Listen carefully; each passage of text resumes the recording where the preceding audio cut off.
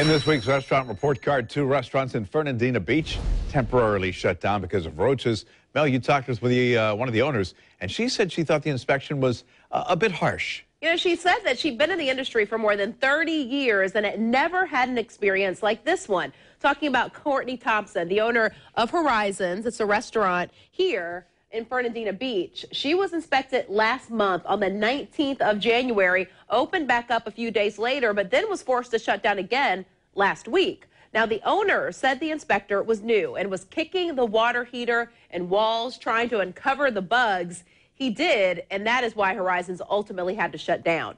15 live roaches were found behind a white chest freezer in the kitchen. 2 live roaches were found inside wine cabinets in the dining area, and 2 more roaches who were alive were found at a bar under the countertop.